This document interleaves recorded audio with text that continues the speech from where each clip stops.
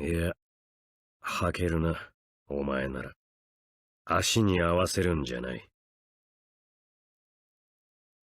そうだ、そうしてきた。来到283事务所的日子，转眼间已经来到了第3个年头了。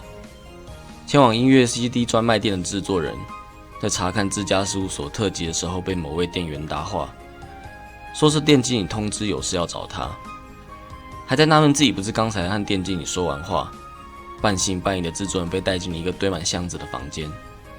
好奇店经理怎么会在储备室，那名店员却抢先一步关上房门，和制作人要了3分钟的时间。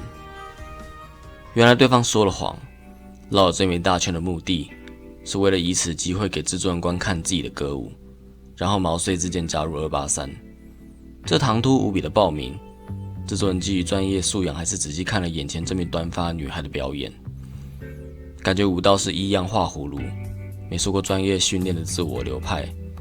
总归一句就是平凡。这是以偶像制作人身份在业界打滚多年，见识过各式各样类型偶像之后做出的评论。话虽如此，这质量看起来一般般的演出，却能切身地感受出表演者对偶像的喜欢以及憧憬，还有其中展现出的拼命。看见制作人仍然不能咬定他可以加入283事务所，女孩再三恳求之余，也不要拿出最后的杀手锏，拍摄拿来诬赖性骚扰的照片。面对这种荒唐的举动，制作人相对拿出了成熟大人的作风，表示威胁不会改变自己的决定。既然有人毛遂自荐，那就该照规矩在正式一点的场所进行测试，无论结果如何都会通知女孩。制作人惯例地向她询问了联络方式和姓名，只见对方迟疑片刻后，先是告知自己的名字是八云七海，发现没能逃过制作人从店员名牌识破的法眼后，才老实地表示希望来283当偶像这件事能跟反对自己当偶像的姐姐保密。制作人这才把事情串联起来，原来她就是我们熟知的事务员娜娜库萨哈兹基的亲妹妹娜娜库萨尼奇卡。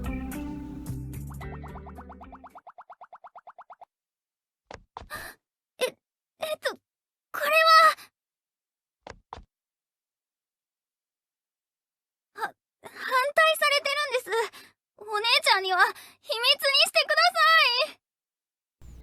几天后测试合格的当下，直奔事务所天台的尼奇卡像是昭告天下般高兴大喊自己合格了，以后就是283事务所的偶像了。望见他兴高采烈的神情，制作人心中其实仍然有些疑问，为什么会想对这孩子的偶像培育，自己也说不出个所以然来。论除了具备普通的舞蹈经验和知识，其他的优点，整体而言她就只是个平凡的女孩子。来到 Wing 的第1季，尼奇卡可说是干劲满满，而且非常积极地在享受成为偶像的时间。在事务所狭小的空间里，也高兴地练习舞步，甚至还有闲情逸致，对没仔细看自己练习的制作人闹小脾气。被要求再看一次并得说出建议的制作人，一边重看尼奇卡的练习，制作人一边回想起了这2周发生的点滴。掌握着事务所大小事的哈兹基，怎么可能不知道妹妹来到283事务所当偶像呢？多番反对之下，最后开出了唯一的条件：尼奇卡必须获得 Wing 优胜，途中倘若无法晋级，偶像生涯就得结束，而且不得再挑战。那个始终对每位偶像都能设身处地着想的哈兹基，为什么反而对亲生妹妹这么严苛呢？回头思考着尼奇卡该以什么优势去赢得这场非胜不可的仗。多次看过尼奇卡演出的制作人，发现平时的尼奇卡的确是朝气十足，对很多事都能乐在其中，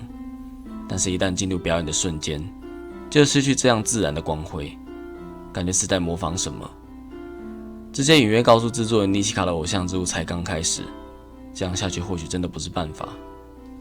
决定先不深究下去，告诉尼奇卡接下来就要开始正式训练了。面对他的跃跃欲试，制作人提到尼奇卡已经具备一定程度的基础和知识，应该是不需要担心的。参加 Wing 的偶像，每一季都要通过粉丝数量结算才能晋级。尼奇卡顺利通过了，听到结果后想都没想就抱住制作人。然而听到制作人说继续维持下去就好之后，有别于投身偶像事务以来的高兴，反而像是有所顾忌似的收起笑容，说自己现在的努力和态度太天真了，之后会更加把劲。尼奇卡到底为什么这么想当偶像呢？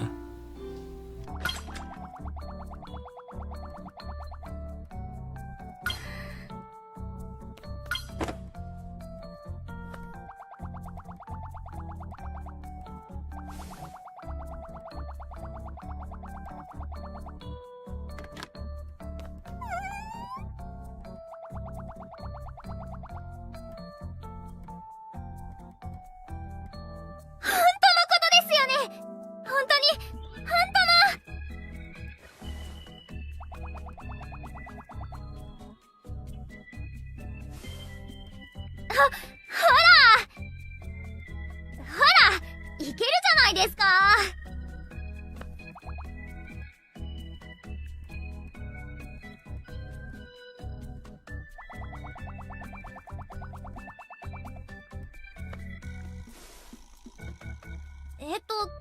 この感じですか。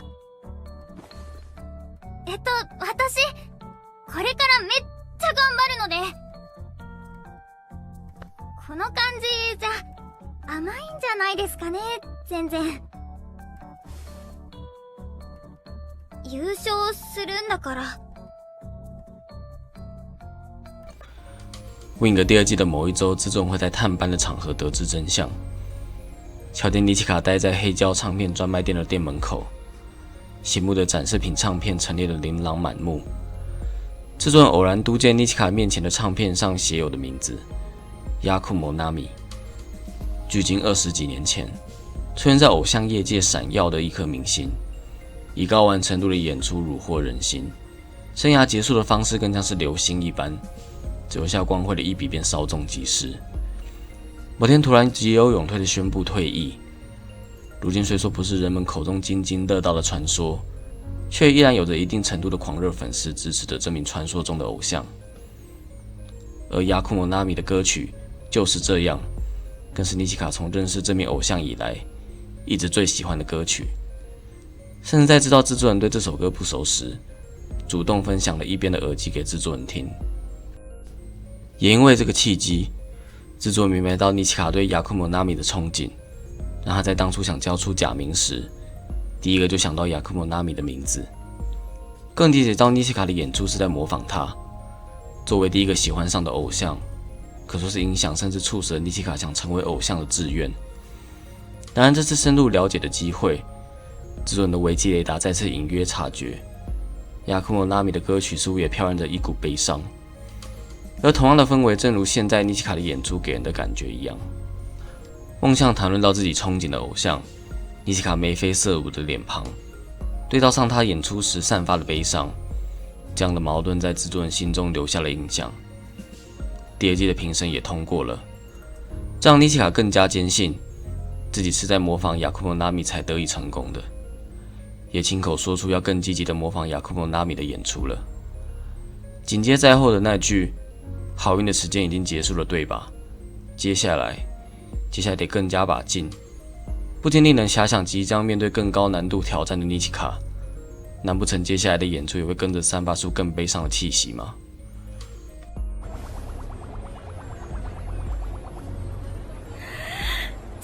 そんなわけないじゃないですか。ナミちゃんに失礼すぎます。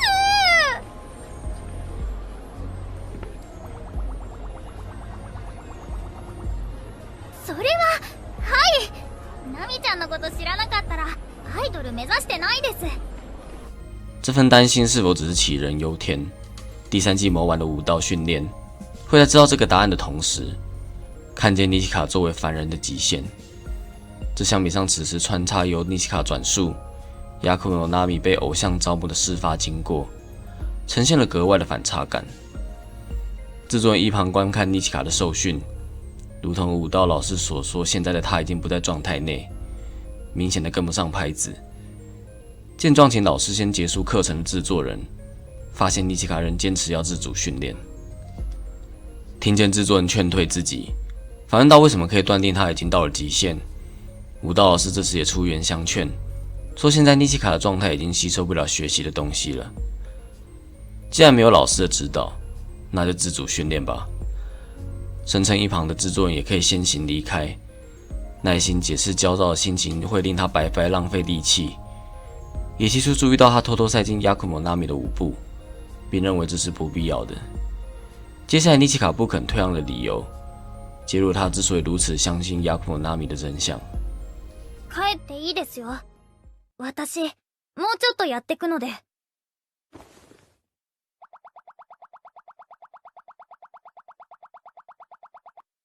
じゃあ、どうやったらうまくいきますか？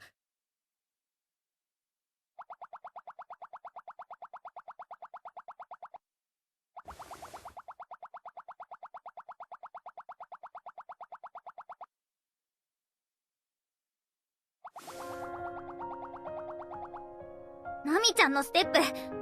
やったら絶対話題になります。評論家の人とかも注目してくれて、流行るかも。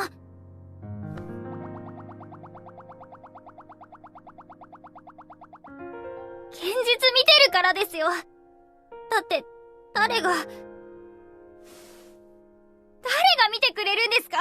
私のことなんか。道で立ってるだけじゃただの人混みなんですよ、私。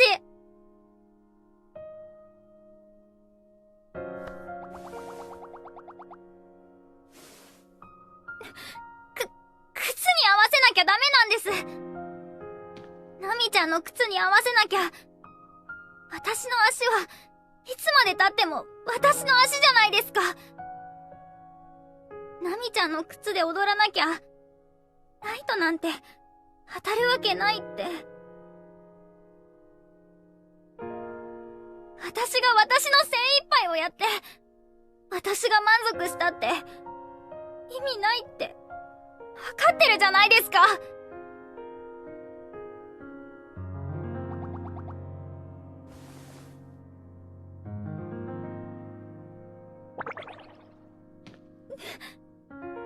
ひどい。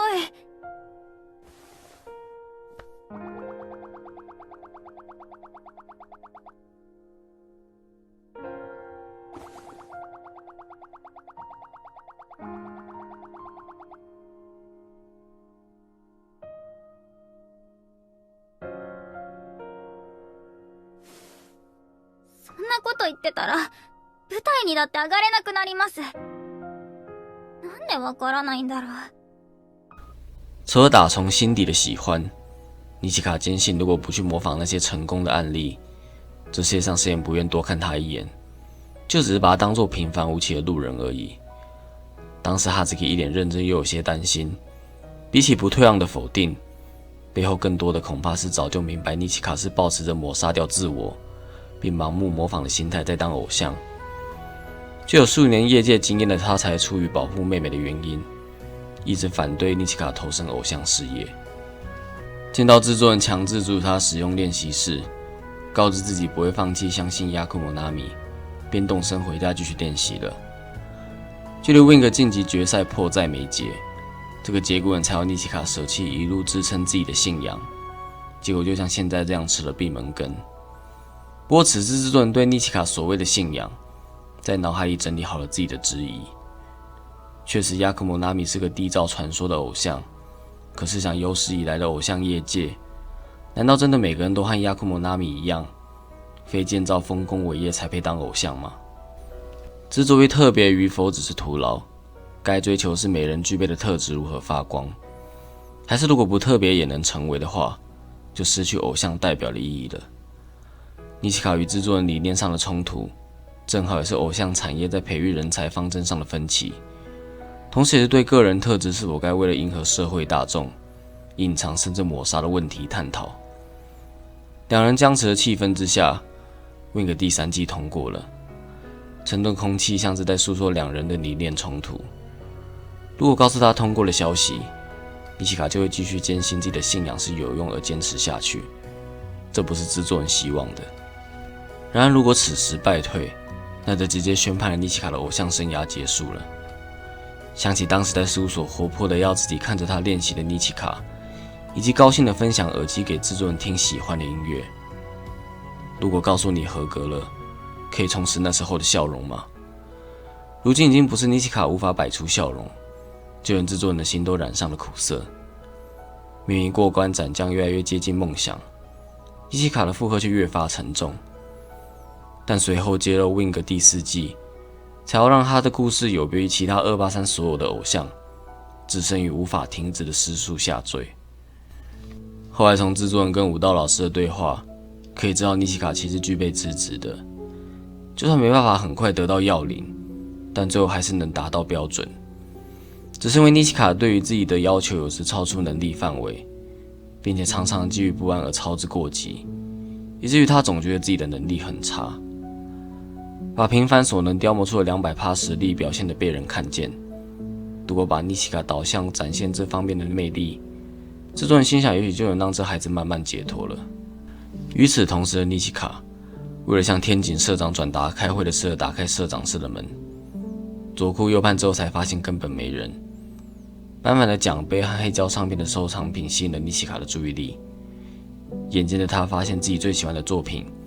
亚克莫纳米的就是这样。原始音档唱片上还有手写的签名，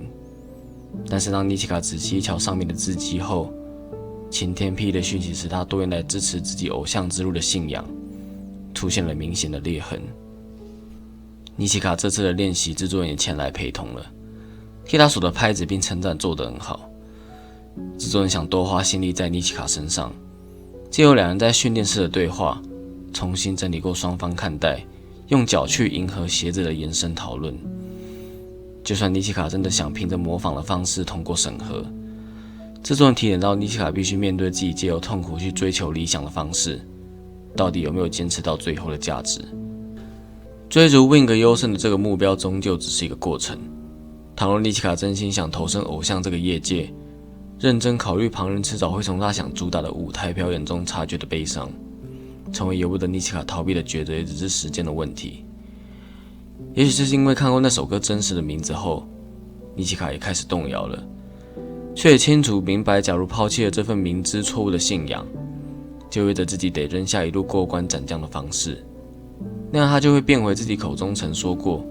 谁也不愿意多看他一眼的无名之辈，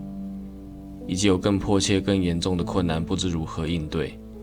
一旦输掉就要放弃偶像之路的 Wing 决赛。也是为什么这样的抉择之所以对尼奇卡而言，远比其他283所属的偶像更为沉重的决定性差异。其他偶像失败还有下次，但尼奇卡这一趟 Wing 的征途一旦失败就没有然后了。加上盲目信仰的他，或许还能因为对亚克莫纳米的推崇，坚信着自己是对的去挑战 Wing 决赛。但命运的捉弄恰好要在他最需要心灵安定的时期，面对到憧憬背后的真相。亚克莫纳米的歌真正想传唱的是什么？这个疑问最后彻底动摇了尼奇卡的内心。Wing 准决赛前的最后一个审查通过了，比起祝贺，制作人选择否定尼奇卡先前以幸运当理由认为自己优胜的话语，希望尼奇卡好好看清到底是什么让自己走过来，也希望他能回到当初刚来到事务所时，热衷于练习和偶像事务时的笑容，而且不只是为了声援他的粉丝而笑，更必须是为了自己而笑。如果撇开亚克莫纳米的因素，尼奇卡所憧憬并想成为的偶像，并不是那样表情痛苦的偶像，那请毫无保留地用行动告诉制作人。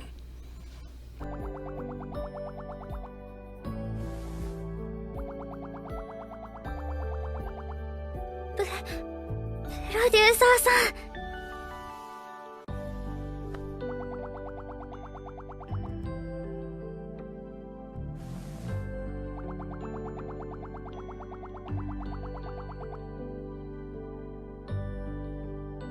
来到准决赛开始的前夕，从尼奇卡表示现在的笑容是好不容易做出来的，以及反复用不安的表情要制作人称赞自己，我们可以看见褪去自暴自弃和模仿亚克莫纳米的表面后，尼奇卡完全没有自信。此刻尼西卡心中的煎熬，制作人是感受到的。石岛君要他甩开痛苦，摆出笑容，这样的建议根本是缺乏同理心的无稽之谈。因此，制作人提醒尼西卡，不是为了结束痛苦而上台表演并获得优胜，而是要让自己笑出来。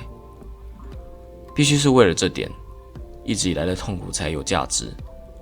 痛苦也才会真正迎来结束。攸关自己命运的最后一战前夕，尼西卡处于随时都会被压力和不安压垮的状态。他说自己感到无比的恐惧，而这次制作人就不勉强他因此摆出笑容。好并成功晋级决赛后，第一次以挣脱对亚克姆纳米的信仰的姿态获胜的尼西卡，自己也不敢相信这个结果，决定尼西卡能否继续偶像之路的优胜，就由他一直以来累积出的实力来做评判。听见 Wing 的优胜者是娜娜库萨尼西卡不到片刻，尼西卡竭尽心力的倒了下来。制作人要紧张到根本喘不过气的他慢慢调整呼吸，只是尼西卡上气不接下气的要制作人告诉他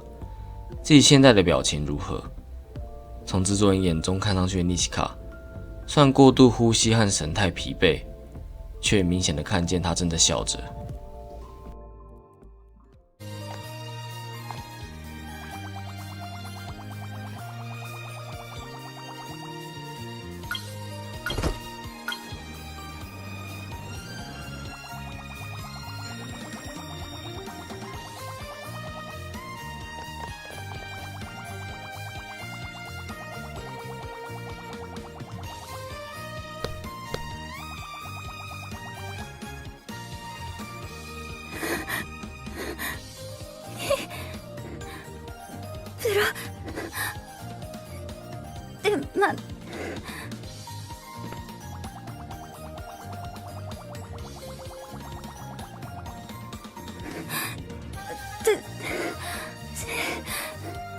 どんな顔していますか？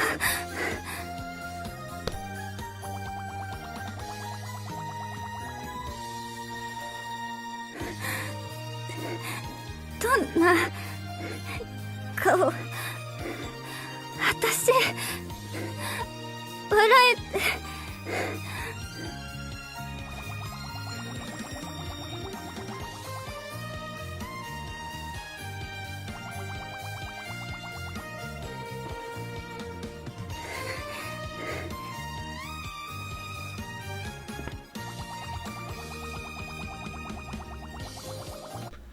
如同每次优胜后都会先来到社长室，一直以来都是单纯的替每位偶像感到高兴的哈兹基，对于自己妹妹的优胜，哈兹基仍然有些没进入状况。他完全没有去参与尼西卡的备赛，不知道是基于这个约定的公平性，又或者预知的妹妹见到真相会感受到痛苦，纯粹不忍心看到那样的场景呢。尽管抱持着疑惑，但哈兹基仍然要制作人替他转达。自己确实感受到了尼西卡的努力了。制作人在冷飕飕的夜晚找到了尼西卡，他正能眺望全热的公园，独自听着最喜欢的歌，其中歌词的“今晚穿的这双鞋，不合脚令人觉得冷”，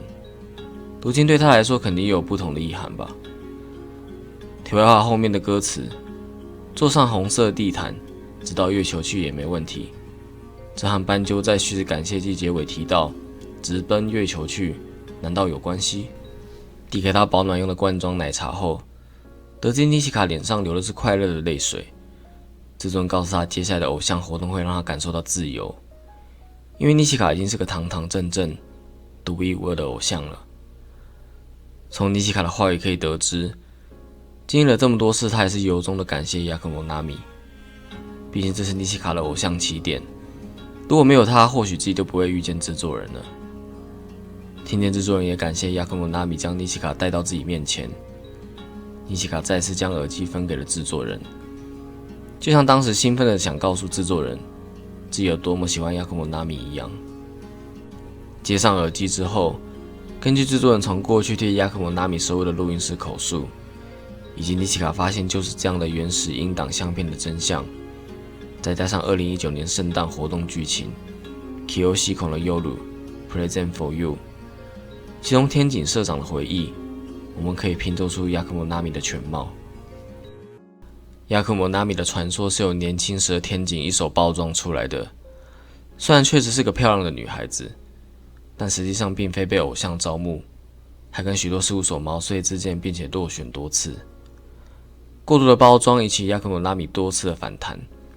甚至有说过这才不是我，而逃离路易斯的记录。但每次最后还是选择妥协，爬到了被称为传说的高度，却让原本以女演员为目标的她，长期为了配合天井的不是找到合脚的鞋子，而是脚要去配合鞋子的理论，非自愿的花大量时间去练习舞蹈。从录音室的说辞甚至可以知道，雅克莫纳米的歌唱实力很普通，但是为了配合天井的方针，让后制人员费尽功夫把作品营造成足以让歌唱实力作为卖点的水准。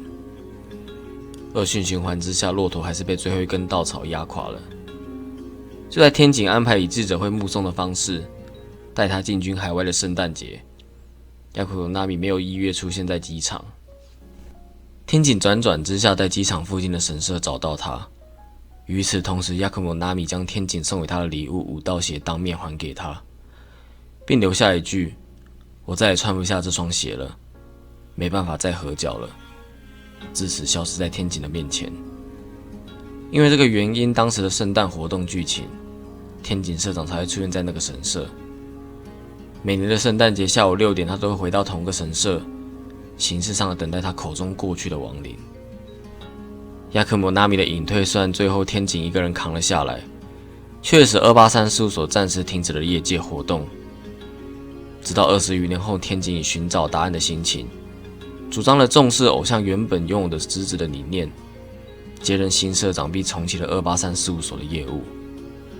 换言之，现在283事务所是当年失败时天井社长痛定思痛，才有如今秉持重视每个人原有的个性去琢磨切磋，并且提供适合的资源和环境。天井社长的这段往事，象征性的反思了偶像业界，甚至可以说是整个娱乐产业系统成熟的形象行销战略之下，是多少人不愿意或妥协之后，选择扼杀表演的自由。但这份苦涩的决定全归咎于体制是不公平的。原因就像尼奇卡基于害怕，万一没有人喜欢包装过的自己呢，就自愿完全遵守成功的案例或准则。但是这个选择付出的代价是什么？尼奇卡当时得知雅克莫纳米象征的精神，并不像他一直相信的那样，却无法在晋级准决赛的节骨眼，说服自己把表演和心理上做出割舍。除了时间不够好做出准备，任何成功的神话一旦被戳破其中的谎言，近乎信仰的支柱藉由强烈的抽离感，是会把信徒心中的依靠完全连根拔起的。闪耀色彩作为偶像大师系列最年轻的作品，运用娜娜库萨尼奇卡悲伤却美丽的存在危机，探讨了偶像业界庞大的背后，投身其中的人们遭遇那苦涩又挣扎的写实。这也许是一份预举，也有人称是致命清高，但正是因为将愿意回头面对作品主题的本质，有自知之明的细腻且写实的刻画，今时今日人们在已有多年历史的偶像业界度过了时间。这是我热爱闪耀色彩，想制作影片让更多人去真正认识这部作品的最大原因。就跟制作人虽然认同雅克莫纳米的演出美丽又完美，却也怀疑他真的感到快乐吗？尼奇卡当时在社长办公室看见雅克莫纳米真正的歌名，并非就是这样，而是这样吗？崇拜而模仿起他的尼奇卡，每当听到这首歌时，都会与歌名的就是这样去鞭策自己，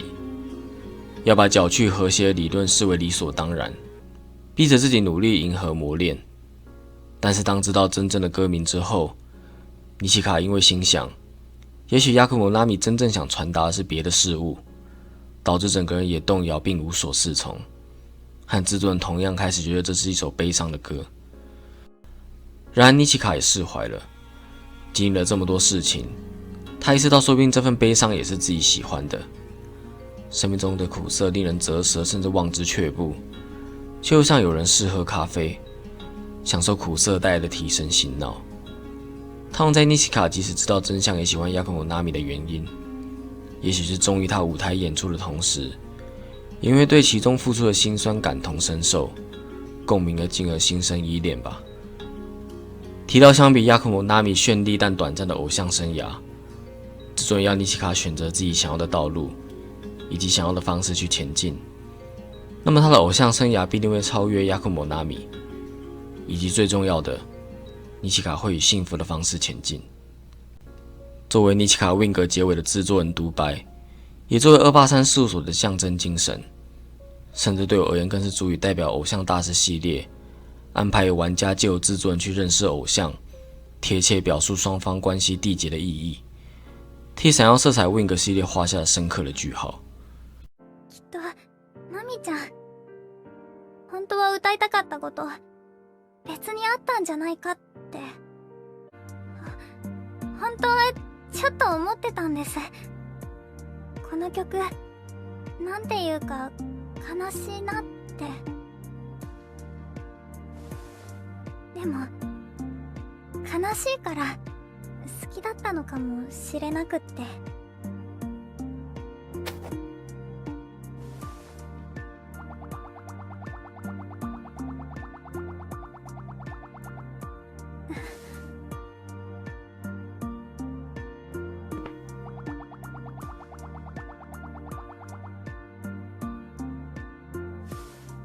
わかってます。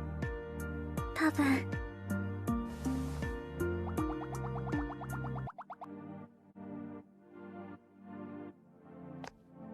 プロデューサーさん。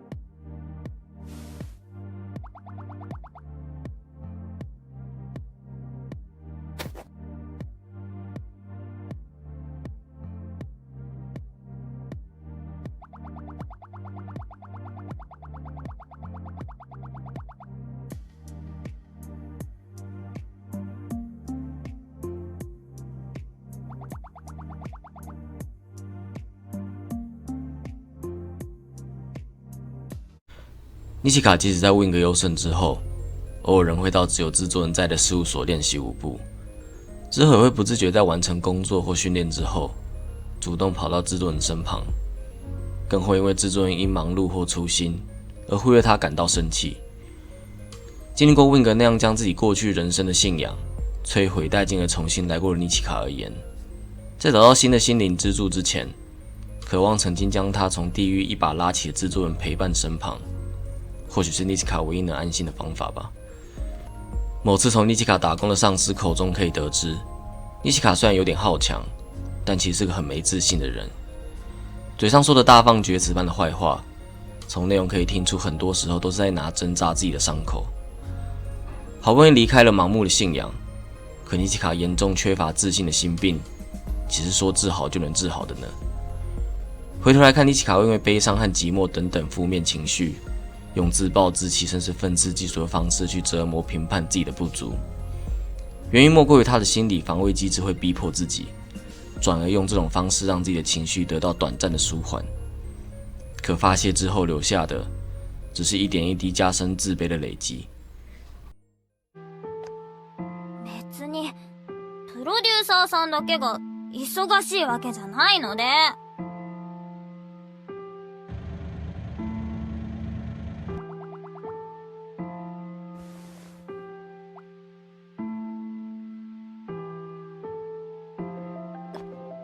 私だって。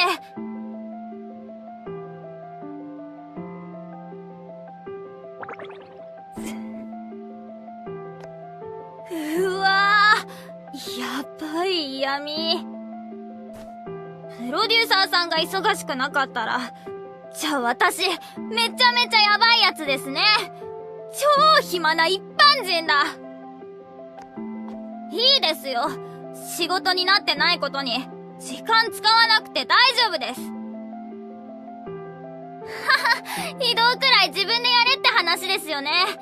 夢を追いかけてるんだから当然。それじゃあ。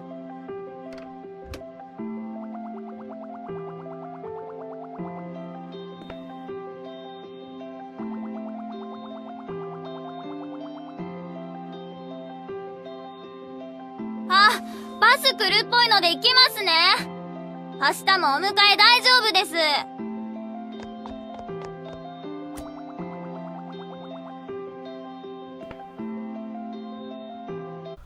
无法用正确的方式去解决负面情绪，或多或少和尼奇卡的成长背景有关。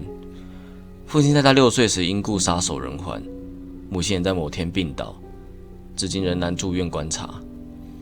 缺乏父母陪伴，其他长辈又忙于维持生计，尼奇卡从上小学开始，生活起居多半由姐姐哈兹基照料。这在 PSSR 卡马库罗瓦mun sagi。姐姐帮他用油性笔在上课用品上写上名字，有提到这些别扭又孩子气的闹小脾气，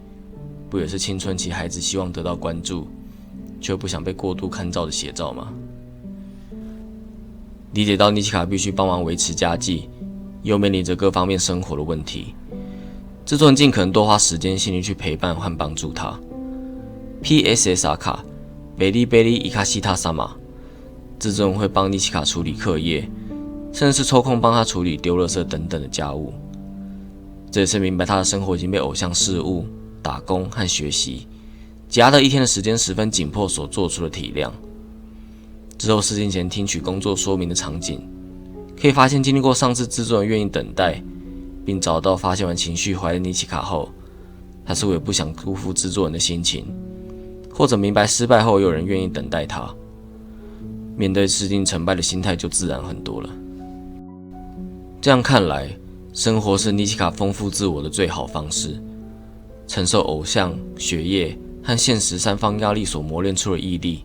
将会成为他最大的精神粮食。正式来之前的紧张是在所难免的，不过尼奇卡已经不会再害怕了。心理素质因为经历的事情变多，进而跟着与之茁壮。加上这段时间只要记忆磨练也不停歇，等到心理和记忆的素质两面俱全之后，尼奇卡自然就能脱颖而出。活动剧情阿卡路与黑鸭，天井社长的叙述隐约透露了制作人的性格很像起吵架的父亲。再回头来看尼奇卡跟制作人的交流，就增添了几分好似父女相处的玩味，也解释了尼奇卡总会在无意间和制作人维持较为亲密的距离。在 PSSR 卡马克洛瓦mun sagi 的出演的制作人跟着尼奇卡来到足以眺望整座城镇的公园，也就是当初 Wing 优胜之后两人促膝长谈的公园。藉由讨论家的话题，可以得知尼奇卡除了偶像之外，最大的梦想是替家人建造一座足以容纳每个人的避风港。配合上活动剧情 OO Clanto No Clanto 之中的揭露，小时候全家还住在一起的时候，尼奇卡经常模仿憧憬的偶像跳舞，被大家当作家里的偶像对待。对尼奇卡来说，偶像的存在是和家人有着密不可分的事物。当然，这件事尼奇卡也让制作人见到不曾看过的笑容。出自于这份关爱，或者基于明白尼奇卡的青春几乎全花在偶像和打工上。PSR 卡1億回每くらいのその夏，制作人主动邀请尼奇卡在海边玩起水来，尽管只是琐碎的时间，制作人也希望他尽可能享受一下玩乐的时光。いつか建てたいって思ってるんですよね。ビッグになって。家、家族のための家。お姉ちゃんとかおじいちゃんとかおばあちゃんとか、病院にいるお母さんとか、今は住んでないけどおじさんたちとか、未来に増える家族とか、そういうみんなが戻ってくる場所っていうか。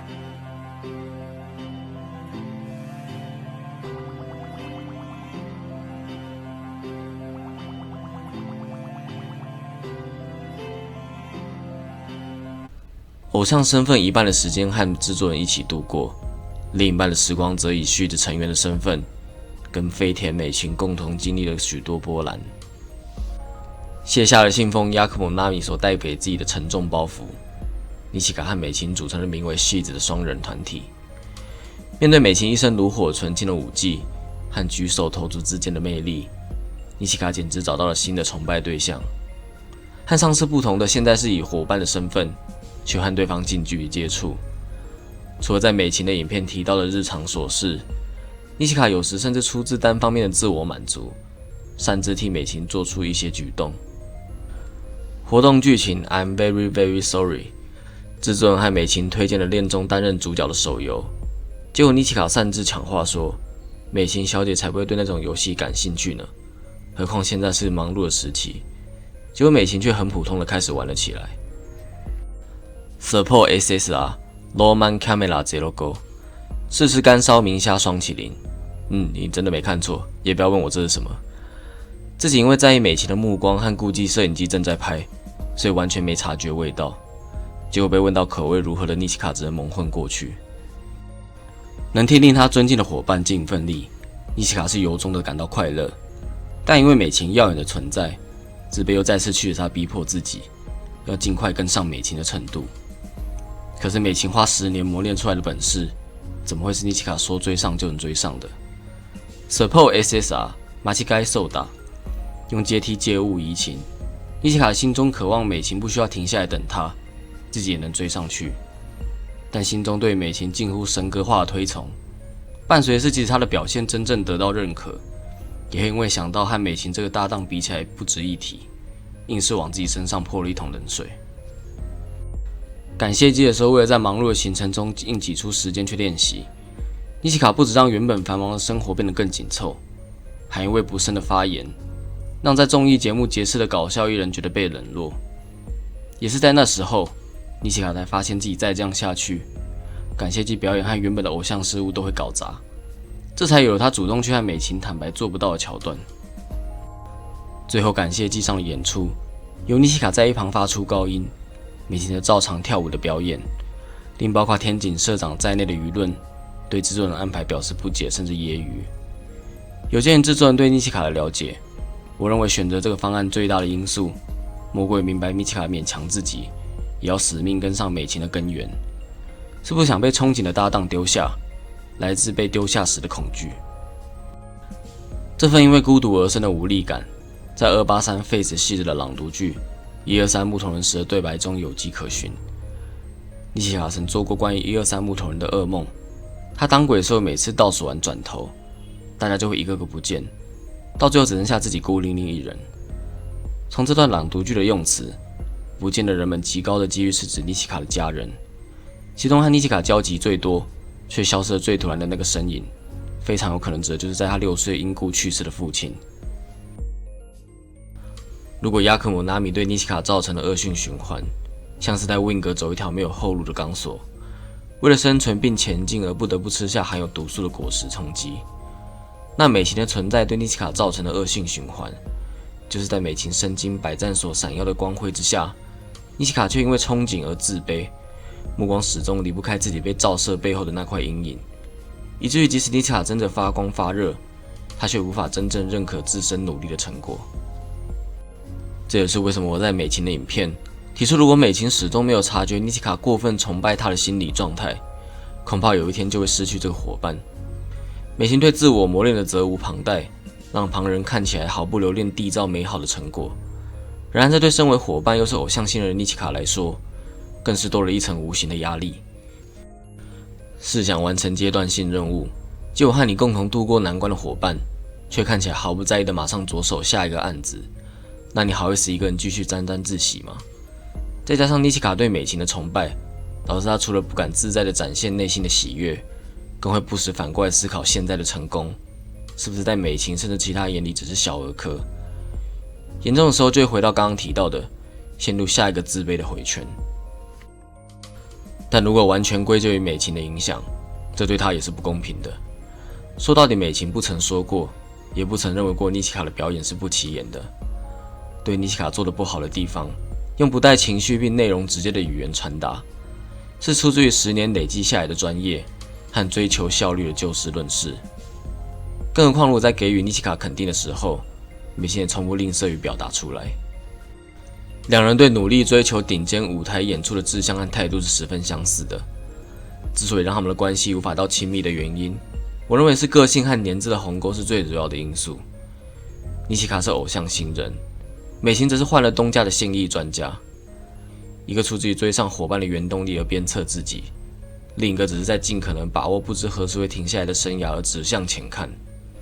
就像在 OO 克朗头 No 克朗头，两人各自站在一同升起的起降台。只是尼奇卡心里想的是，舞台下方是最能感受到观众欢呼的地方，一旦到了上面，就是感觉自己剩下一个人了。可见他对上台表演的战战兢兢。相较之下，美琴此刻想的则是，舞台下方是一个仰望的地方，也是象征开始的地方。当升上去的时候，我的一切都在那里。抛开情感，完全投入的心境一览无遗。自从加入戏子之后，尼奇卡把自己偶像之路的重心全部以团体为出发点去努力，变得像美琴一样努力，变得跟美琴一样杰出，然后变得为了舞台表演而生。这是他自认该努力的方向，也是现阶段的梦想。但这何尝不是继亚库莫纳米的诅咒之后，第二个捆绑住尼奇卡思维和心灵的咒符呢？OO 克朗头 No 克朗头，他再次在车上和制作人展开闹脾气似的自暴自弃。纵使最大的主因是前段日子见识过美琴和专业舞者之间一派轻松的排练，和自己拼死拼活有着强烈的反差，以及在一日限定的 DJ 表演活动现场，让平时的自己被美琴撞见而产生莫名的羞耻，自惭形秽的认为自己是配不上美琴的伙伴。这也是续子组成以来尼奇卡心境上最糟糕的时间点，不仅打从心底不相信有人是为了看他所以喜欢续子的，甚至因为美琴不曾主动对尼奇卡的练习给予任何评价，为了美琴也不愿理睬他的事情，甚至自愿的向制作人抱怨，为何当初不找个实力相当的搭档给美琴就好了。然而制作人也回答了安排他们组团的初衷，他希望尼奇卡和美琴的搭档能以彼此为借镜，找到各自需要和缺乏的东西。制作人的眼光告诉自己，尼奇卡会因为美琴这个模范，耳濡目染之下，有天会具备分庭抗礼的实力，现阶段按部就班就没问题。但尼奇卡则认为，既然是拍档，现在立刻就该具备并驾齐驱的实力，因此不断加速自己的步调，但以打乱的脚步盲目向前冲，只会重心不稳，一再跌倒。等到某天再也没有力气爬起来后，再怎么有毅力的尼奇卡就会失去前进的动力和意愿了。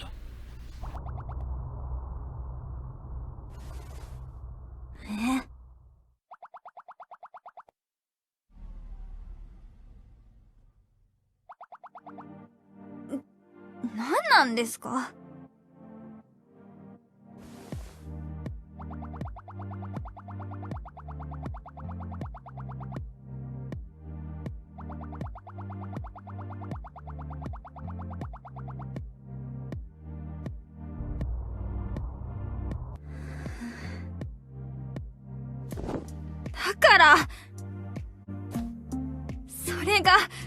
だからこれではっきりしたじゃないですか。ずっとミコトさんのおかげだったって、ミコトさんにくっついてるおかげだったって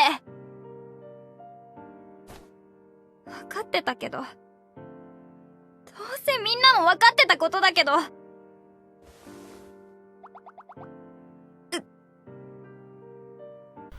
不过这样充满人性的特质，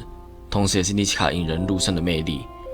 好比 Muki尼奇卡这个如今已经变成迷因的单词，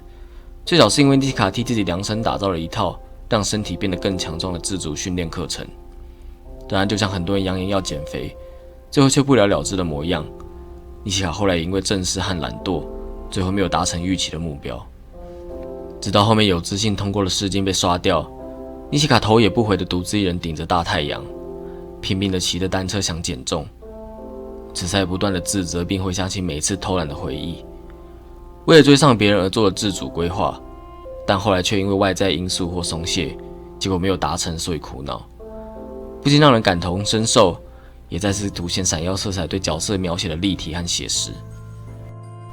放下过度的崇拜，然后正视自我的价值，学会抬头挺胸，以顺其自然的合适方式前进，是尼奇卡必须学会的课题。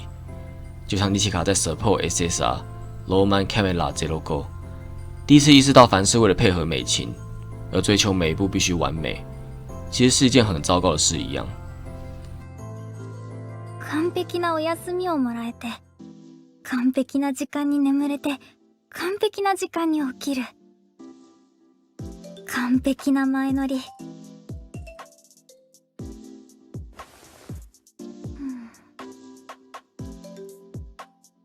でも、とか思う私、本当終わってるよね、お姉ちゃん。好不容易舍弃那双标有 Yakumo 尺寸的鞋子，如果道台只是硬要穿上另一双非田美琴才合脚的鞋子的话，尼奇卡的偶像之路终究不会获得真正的自由。直到他找到并愿意穿上只有自己才穿的合适、专属于娜库萨尼奇卡的鞋子为止。虽然尼奇卡看低自我的评价，认为没有人愿意认真看待他，但实际上制作人、美琴和舞蹈老师等等身边的人都好好的把尼奇卡的事情看在眼里。共事过的幕后工作人员和节目演出的来宾，没有人是不和尼奇卡相处融洽的。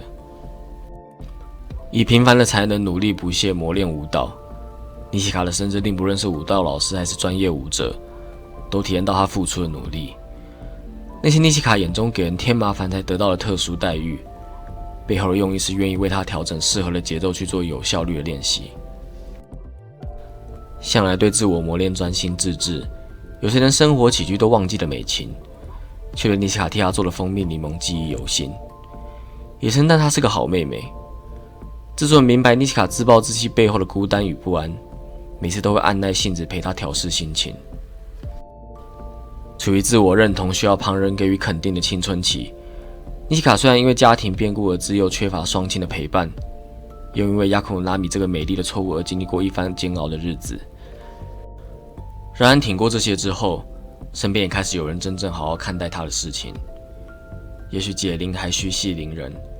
自身的问题终究只能等待尼奇卡正视自我才能解决。但有别于 Wing 优胜以前的日子，尼奇卡再也不用担心失败会把他拉进无底的深渊，因为比起强迫自身的信仰，尼奇卡已经得到再战失败的勇气，以及身边愿意陪伴他、对他投以关注的目光了。尼奇卡是被爱着的，从今以后也是一样。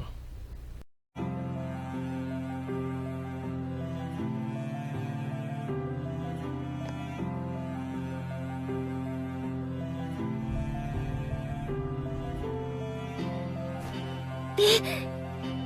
グになるぞ！我是 Skim， 再一次感谢你看到最后。到这里，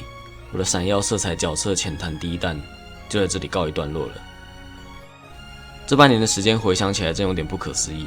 当我发现的时候，频道已经是生活不可或缺的一块了。希望这些影片有让你更了解或者喜欢上这些角色。新的影片还会持续更新，除了更多的解说影片，即将推出的游玩指南，以及你可能没有想过的企划，